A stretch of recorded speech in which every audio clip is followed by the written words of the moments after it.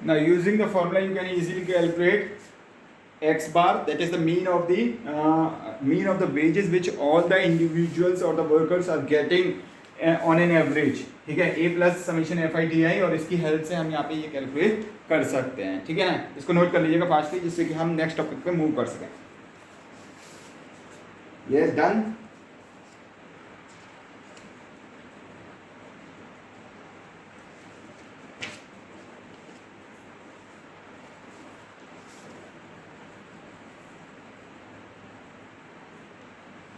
Yes, चलिए आगे बढ़ते हैं.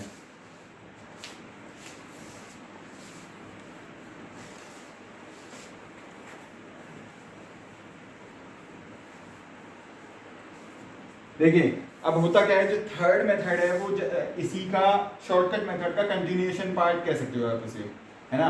That is step deviation method. That is step deviation method. तो ये क्या है बेटा, इसमें क्या करते हैं हम,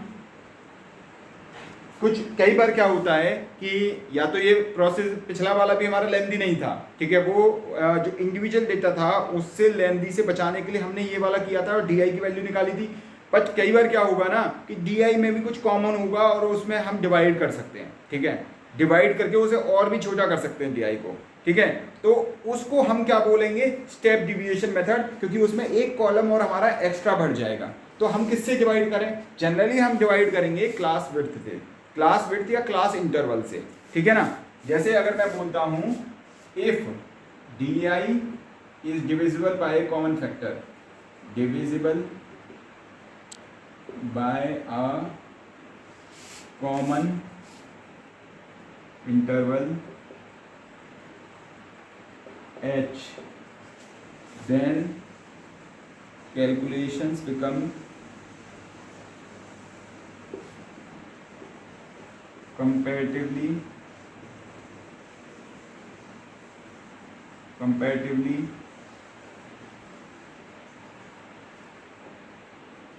easy. Then calculations become comparatively easy.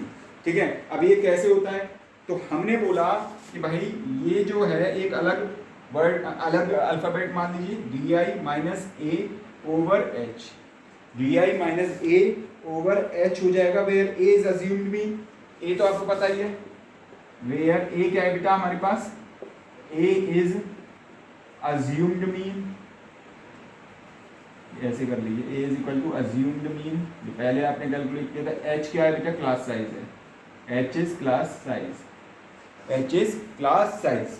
ठीक है, अब हम इसमें क्या कर सकते हैं बेटा, यस एनीवन, यस बताइए क्या कर सकते हैं इसमें. हाँ, अरे सॉरी डी आई नहीं है, अब एक्स आई है, एक्स आई है यहाँ पे. ठीक है, तो X I is equal to कितना हो जाएगा बेटा, A plus U I H, A plus U I H.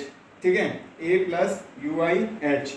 अब आप एफ आई से दोनों साइड मल्टीप्लाई कर दिए, F I X I is equal to F I A plus U I F I into H. ठीक है, आप summation लगा दीजिए दोनों साइड, तो ये कितना हो जाएगा, समीशन लगा दीजिए, एन से तीनों साइड डिवाइड कर दीजिए. ठीक है, एन से डिवाइड कर दिया, ये कितना हो जाएगा बेटा, ये हो जाएगा summation F I X I divide by N is equal to, ये यहाँ कैंसिल हो जाएगा, A plus 1/n into H into summation F I U I by summation F I U I. That is your answer. ये आपका final formula हो जाएगा और इसको आप यूज कर सकते हो निकालने के लिए मीन को.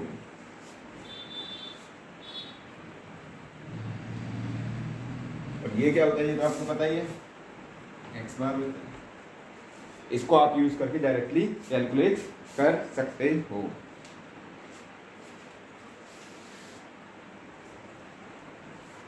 इज डन बेटा. चलिए क्वेश्चन देखें, इस पे क्वेश्चन देखिएगा.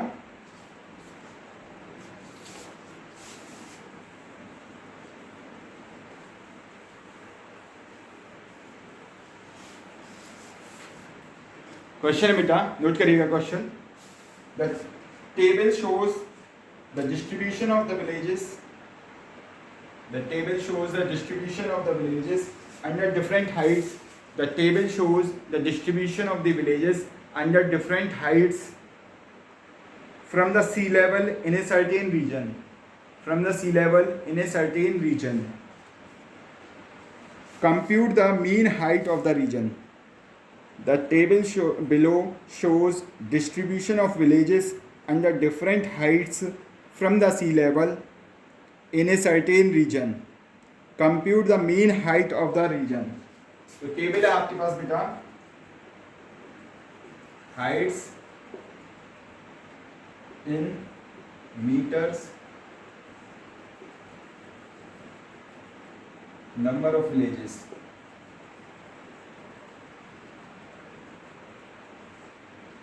To 200, 600, 1000, 1400, 1800 and 2200.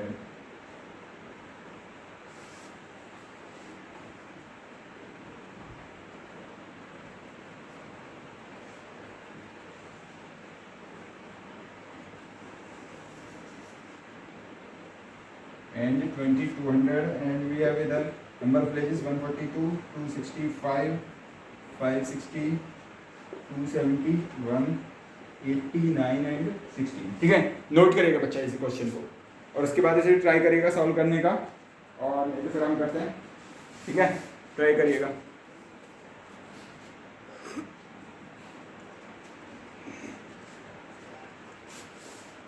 Yes, note it down. चलिए देखिए क्वेश्चन सॉल्व करते हैं हम स्टेप डिवीजन मेथड के थ्रू.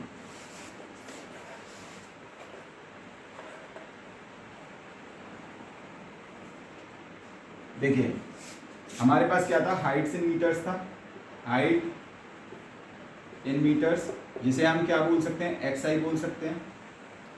दूसरा हमारे पास क्या था बेटा, number of villages. Number of villages जिसको हम क्या बोल सकते हैं बेटा, एफ आई बोल सकते हैं. ठीक है, अब आप डी आई कैलकुलेट कर दीजिए. D I equal to X I minus A calculate करेंगे. यहाँ से ए भी आपको वो करना पड़ेगा.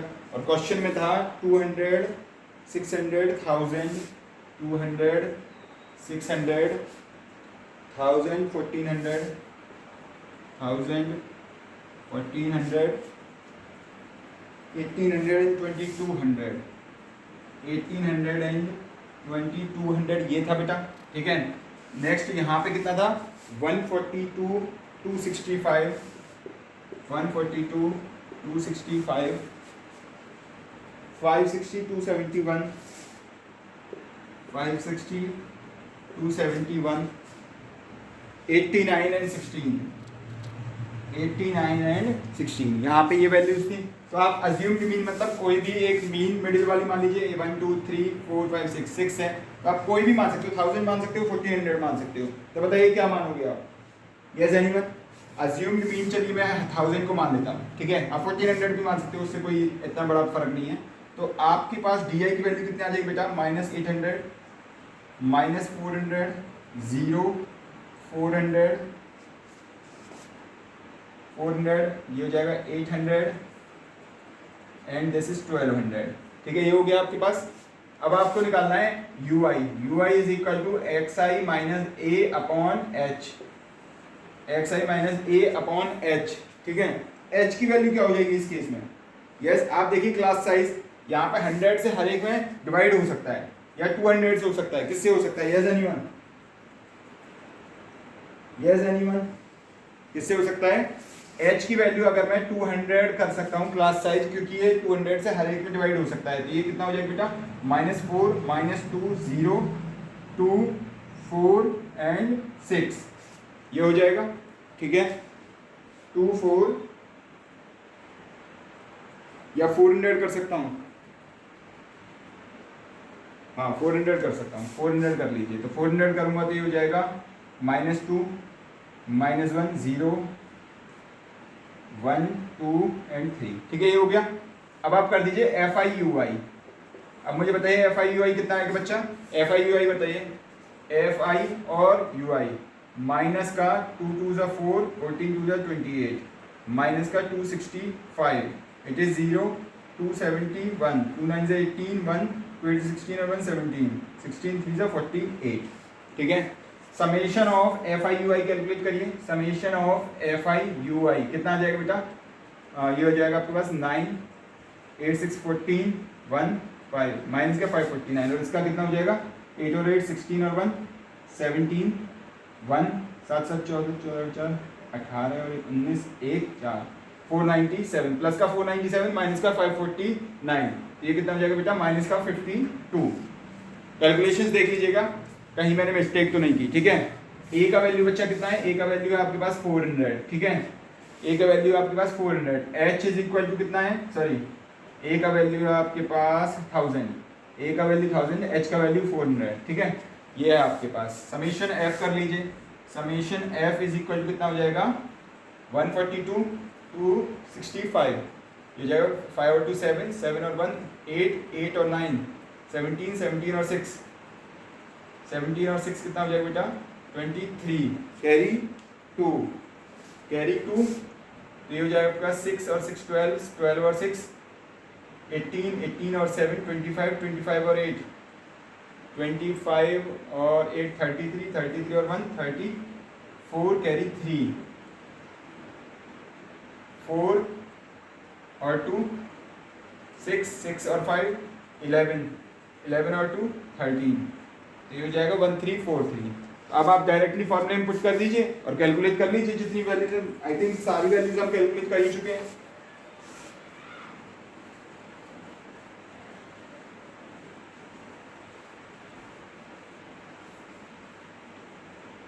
यस, फॉर्मूला हमारे पास क्या था, X bar is equal to A plus 1 by N into H into summation F I U I. ये है आपके पास ए कितना बेटा 1000 plus 1 over 1343 into 400 into F I U I is -52। ये है आपके पास, इसको कैलकुलेट करिए and tell me the answer. बताइए इसका आंसर क्या आएगा जल्दी से, yes anyone, what will be the X bar mean height, yes anyone। इसको कैलकुलेट करने के बाद जो हमारा फाइनल आंसर आएगा बेटा आप कैलकुलेट करिएगा 984.51। क्या सभी का यही आ रहा है 984.51, 984.51 मीटर्स, 984.51 मीटर्स। तो ये आपका फाइनल हाइट आएगा, या सॉरी एवरेज हाइट आएगा of all the villages above the sea level, जितने भी हमने देखे थे उसके अकॉर्डिंग, ठीक है। इसको नोट करिएगा।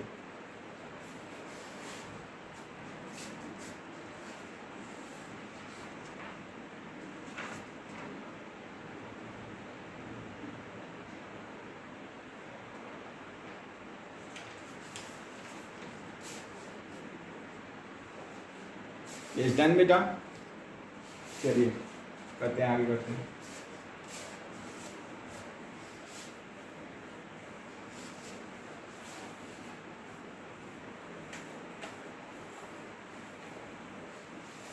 Now we have some important properties of mean, arithmetic mean. Important properties of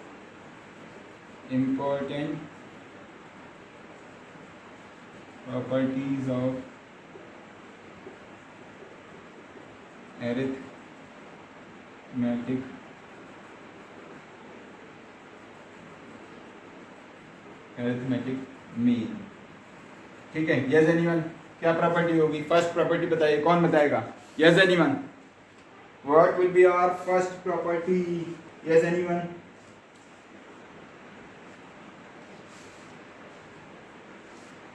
देखिए फर्स्ट प्रॉपर्टी बोलती है if X bar is mean of n observations, if x bar is mean of n observations x1 x2 x3 so on up to xn, then the deviations from the mean, then the sum of deviations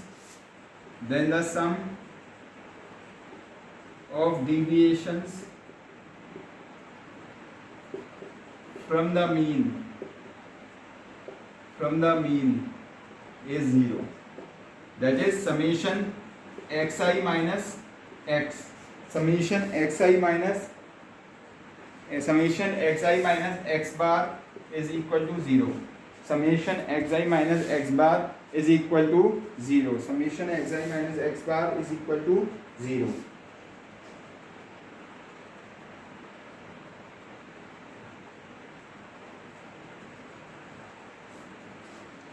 वैसे इतना ज़्यादा tough भी नहीं है, आप चाहो तो इसे प्रूव भी कर सकते हो। देखिए एक प्रूफ मैं कर रहा हूँ, बाकी का आप कर लीजिएगा, ठीक है। जैसे मैं बोल रहा हूँ कि X bar is equal to कितना होता है बेटा, summation X I over N, summation X I over N यही होता है ना, summation X I over N. तो मैं इसे क्या लिख सकता हूँ बेटा, एन इंटू एक्स बार बराबर समीशन एक्स आई, ठीक है। तो मैं क्या कर सकता हूँ इसे, X one plus X two plus so on up to X N, ठीक है, माइनस एन एक्स बार ऐसे लिख सकता हूँ बेटा, सही है। और मैं इसे कैसे लिख सकता हूँ, एक्स वन माइनस, इसको ब्रेक कर लेंगे हम इंडिविजुअल पार्ट्स में, X bar plus X two minus X bar plus X three minus X bar and so on X N minus X bar is equal to zero. तो sum of all the observations from the mean is always equal to zero. यहां से आपको ये clear हो जाता है, ठीक है ना। इसको नोट कर लीजिएगा फास्टली।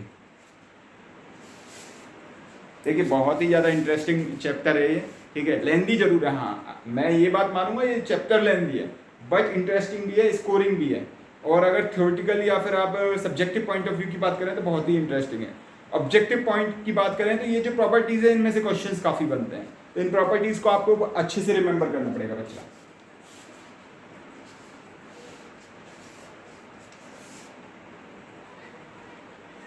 चलिए नेक्स्ट प्रॉपर्टी देखिएगा।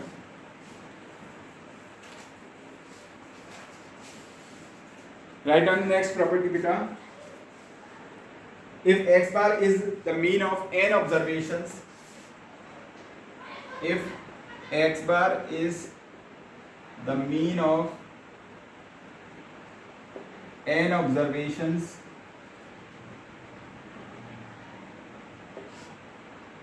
x1, x2 so on up to xn, then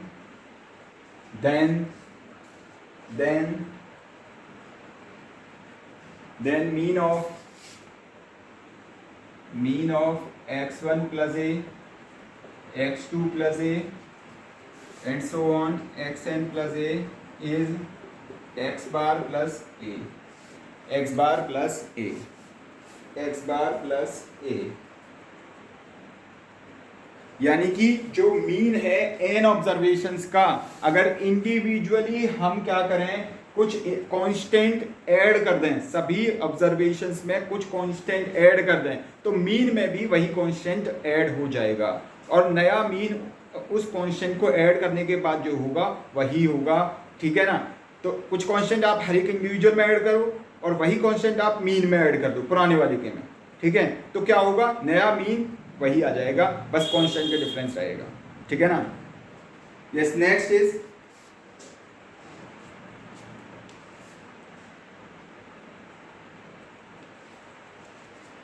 head is, यहां तक तो वही है। If X bar is the mean of N observations, if X bar is the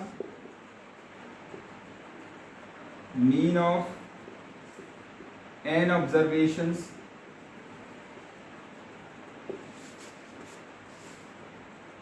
x1, x2 so on up to xn, ठीक है। then a x1, a x2, a x3 so on up to a xn will have a x bar as the mean। यानी कि अगर आप observations में a का multiply करते हो तो आपको मीन जो पुराना मीन था उसमें भी ए का मल्टीप्लाई करना पड़ेगा नई वाली ऑब्जर्वेशंस के लिए, ठीक है ना। तो आपका नया वाला मीन आपको मिल जाएगा, ठीक है। फोर्थ क्या है, if x bar is the mean of n observations, then mean of x1 by a, x2 by a, so on up to xn by a will be x bar by a. अगर आप पुराने observations के हर एक data में आप ए से divide करते हो तो आपको पुराने मीन में भी ए से डिवाइड करना पड़ेगा नए मीन के लिए. That is the next property. ठीक है ना. इस प्रॉपर्टी को भी आप याद रखिएगा. One of the important properties है.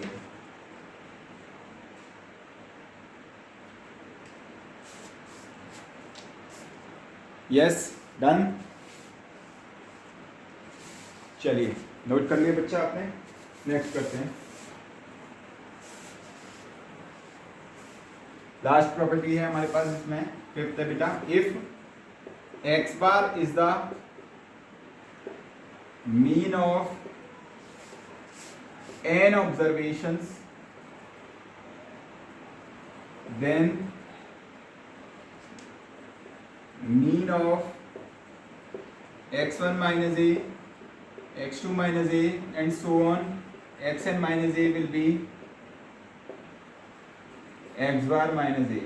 अगर आप कुछ सब्ट्रैक्ट कर रहे हो पुराने ऑब्जर्वेशंस में से तो आपको सेम सब्ट्रैक्ट करना पड़ेगा पुराने मीन में से भी, so as to get the new mean of the new observations. ठीक है ना. यहाँ पे बात हो रही है कि कांस्टेंट ऐड हो रहा है या कांस्टेंट मल्टीप्लाई हो रहा है या कांस्टेंट डिवाइड हो रहा है, कांस्टेंट सब्ट्रैक्ट हो रहा है. सब कुछ कांस्टेंट हो रहा है. ऐसे नहीं है कि ये पहले मीन में से कुछ और हो गया, सेकंड मीन में से कुछ और हो गया. ऐसा नहीं है बेटा.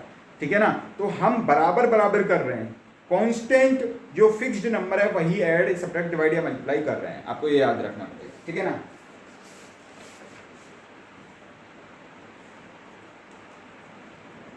यस डन बेटा.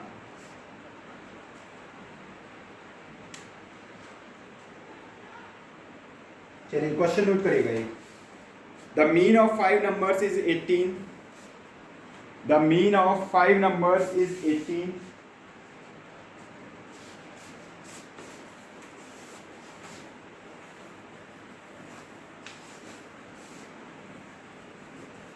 The mean of 5 numbers is 18.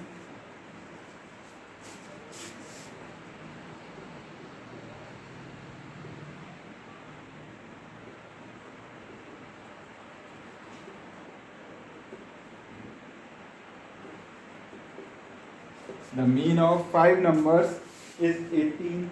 If one number is excluded, then the mean is 16. If one number is excluded,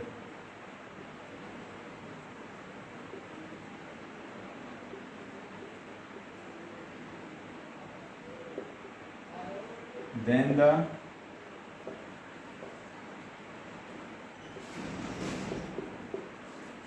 mean is 16. If one number is excluded, then the mean is 16. Find the excluded number. Find the excluded number. Find the excluded number. चलिए question note करिएगा और try करिएगा एक बार.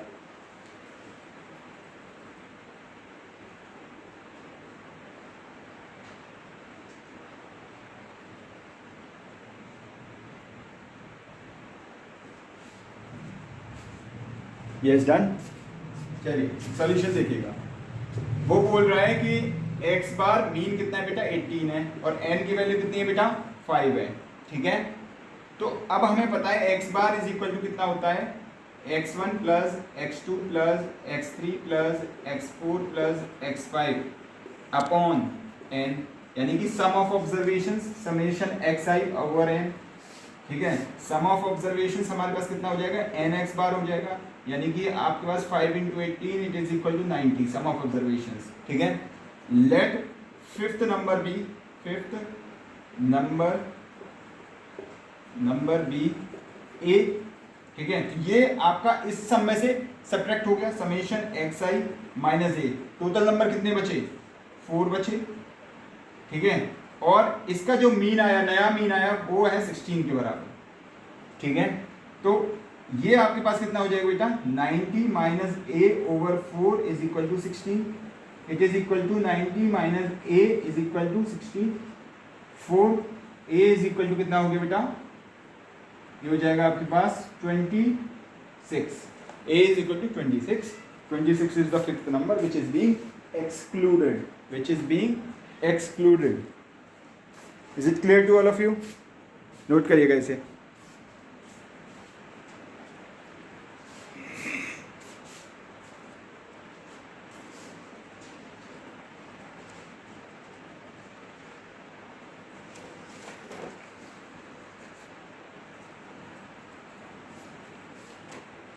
Is done बेटा।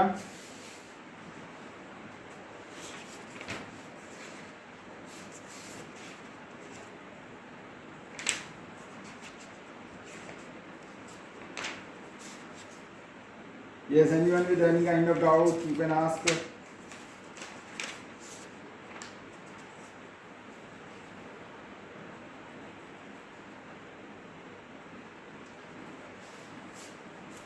Yes, write on the next heading, median. Write on the next heading, beta, median. Next heading is median. अच्छा, median क्या होता है बेटा? मीडियन वैसे नाम से ही समझ में आ रहा होगा, मीडियन मतलब जो बिल्कुल मिडिल से पास होती हो, ठीक है, यानी कि एक ऐसी वैल्यू जो नंबर ऑफ ऑब्जर्वेशंस को इक्वल पार्ट्स में डिवाइड कर दे, जितना ऊपर नंबर्स हो उतना ही नीचे, उस टाइप के डिस्ट्रीब्यूशन को हम क्या बोलेंगे, उस टाइप के नंबर को हम क्या बोलेंगे, median of the given observations. ठीक है, तो मीडियन निकालने का जो तरीका होता है बेटा वो क्या होता है इसमें, median of an ungrouped data, median of an ungrouped data, of an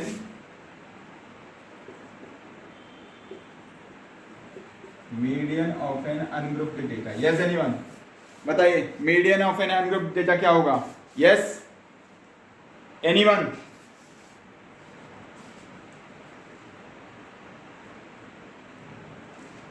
Yes anyone?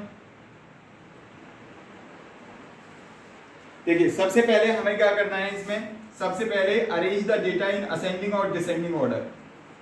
Arrange the data in ascending और descending order. Arrange the data in ascending और डिसेंडिंग ऑर्डर। सबसे पहले तो हमें ये करना है। दूसरा हमें क्या करना है बेटा, टोटल नंबर ऑफ ऑब्जर्वेशंस आपको फाइंड करने हैं। find total number of find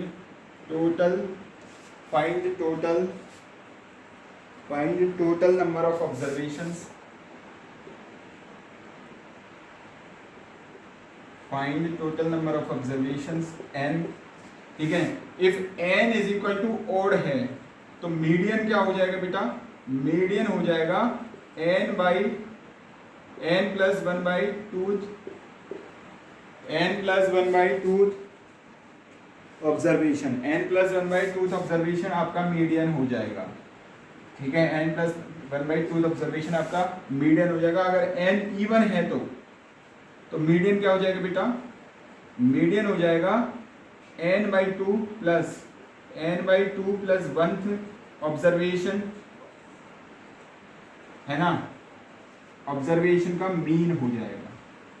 ये जो ऑब्जर्वेशन आएंगे n by 2 ऑब्जर्वेशन आएगा और n by 2 plus 1th observation आएगा, उसका जो मीन होगा वो हमारा क्या होगा बेटा, मीडियन होगा in case of when n is even. ठीक है, नोट करेगा फास्टली।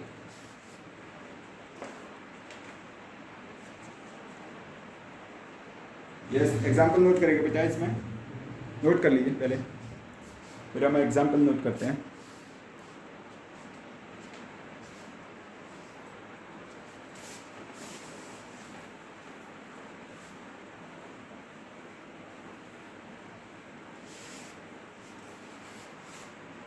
क्वेश्चन है बेटा हमारे पास, find the median of the following data. Find the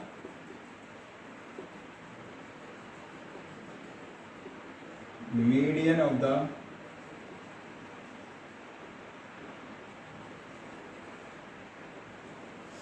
find the median of the following data. ठीक है, 25, 34, 31, 23, 22, 26, 35, 28, 20 एंड 32। आपको इसका मीडियन फाइंड करना है, ठीक है। अब देखिए पहले तो इसे डिक्रीजिंग या इंक्रीजिंग ऑर्डर में अरेंज कर लीजिए आप, ठीक है। डिक्रीजिंग या इंक्रीजिंग ऑर्डर मतलब सबसे छोटा कौन सा है इसमें, सबसे छोटा बताइए कौन सा है, 20, देन 22, 23, 22, 20, अब इसके बाद 25 एंड 26, ठीक है। इसके बाद है आपके पास 28, इसके बाद है आपके पास 31, 32, देन 34 एंड 35। आपने इंक्रीजिंग ऑर्डर में कर लिया।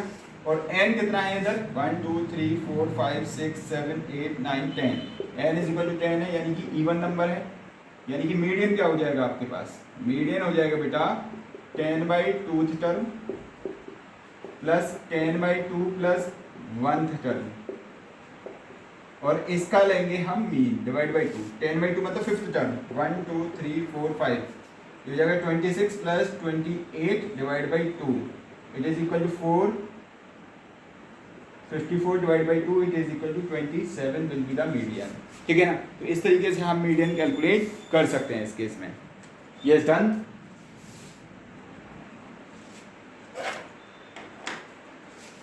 चलिए आगे बढ़ते हैं, इसको नोट कर लीजिएगा, कैलकुलेट करिए फास्टली।